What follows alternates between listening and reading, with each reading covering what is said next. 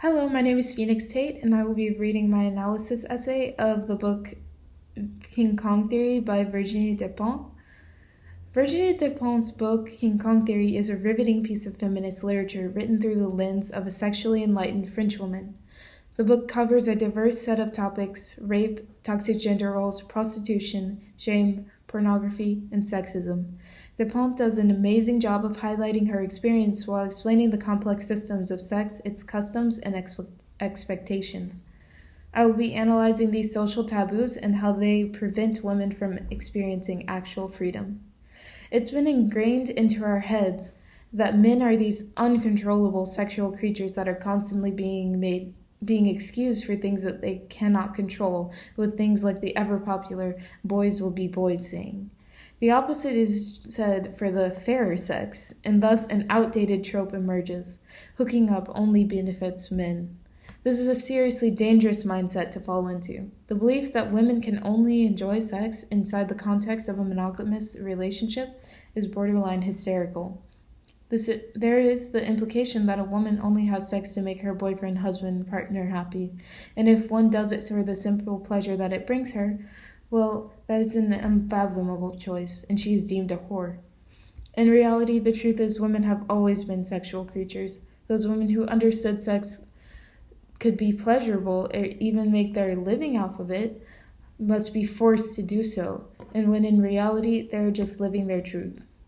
Despentes says married or respectable women are saying through their concern over the fate of hookers is that they are in fact scared of the competition. Our society encourages us to sell ourselves at bargain prices for marriages that ultimately devalue our worth in search of a fairy tale ending that rarely ever comes to fruition. For notions like love and respectability, Western culture frowns upon women who take a more sovereign approach to their sexuality. Prostitution is the oldest profession in the world, and women choosing to monetize themselves instead of entering loveless marriages gives them more freedom financially and otherwise to live life on their own terms. Even when women do everything they can to legitimize themselves, the moment we are caught trying to enjoy our sexuality, our lives are over. Last year, Congresswoman Katie Hill made the decision to leave her office after a revenge porn scandal broke out. The way this was handled was one of the main topics that Despentes talks about in the first chapter of her book. It's the same issue that all women face, but it's just publicized.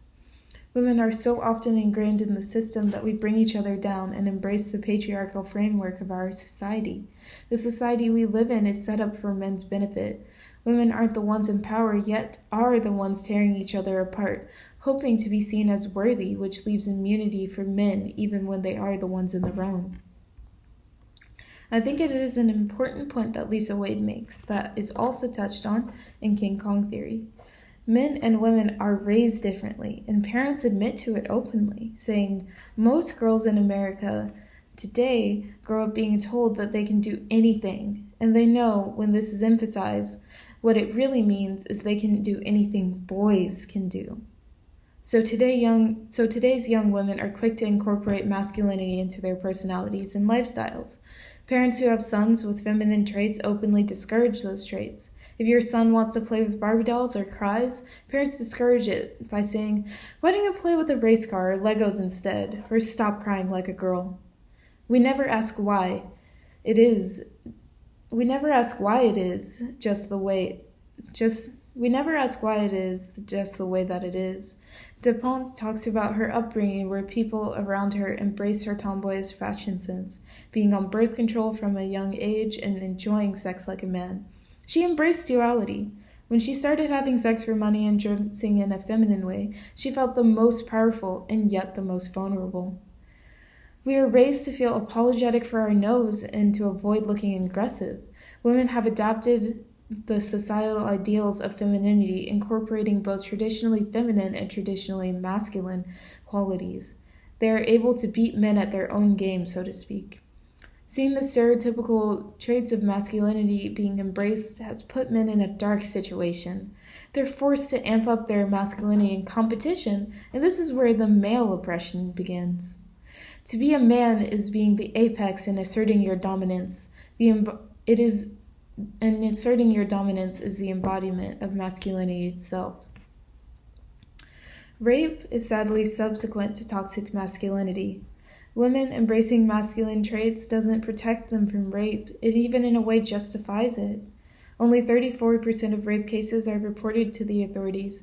As Dupont examines her own rape, she concludes, "As with most rapes, I don't imagine that any of those 3 guys now considers himself a rapist." Men carry themselves thinking that if a woman dresses a certain way, she wanted it, and so collectively they see no fault in their actions. Rape is not so much outlawed as it is regulated. They are sure to examine the facts of the rape carefully, making sure it wasn't all a big misunderstanding. Unfortunately, this process is tedious, invasive, and often embarrassing, which ultimately re-traumatizes the victim. The possibility of reliving this incident and possibly having your experience invalidated by yet another man encourages silence. Toxic masculinity coupled with women's silence is important to examine in rape culture. Men are forced to embrace this hyper-masculine persona that ultimately becomes dangerous. Women remaining silent allows them to protect their status as good girls, but not sexual, but not too promiscuous, and men to protect their social status as real men, heterosexual, highly sexually active. There's also the implication that men don't understand the complexity of rape. When they think of rape, they think of themselves and they think, well, if I was raped, I would kill the asshole who did it, or I'd kill myself trying. So even surviving rape makes people question you. Why did you let that happen to you?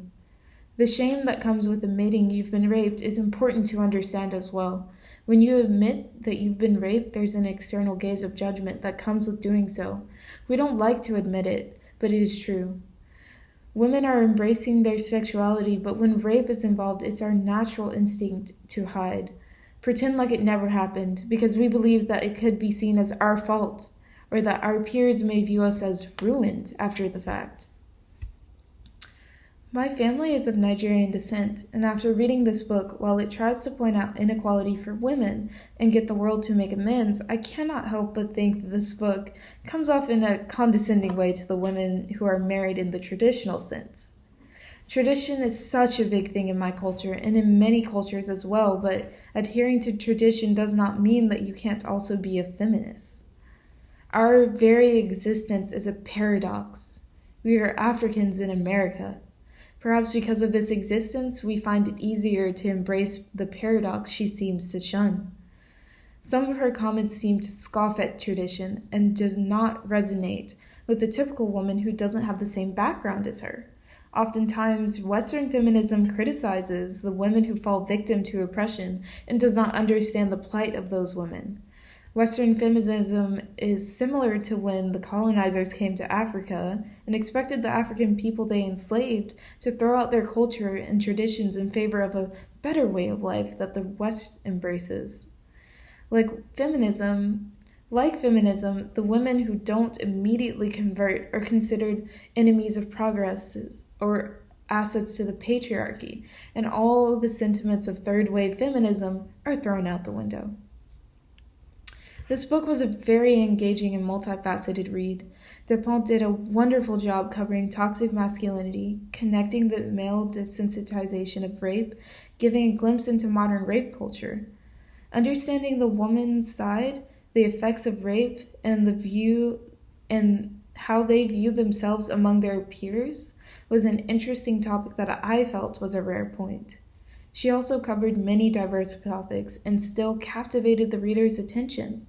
I did notice that her book's 1-star reviewers were women from not so radically feminist countries, and this brought me to my last point.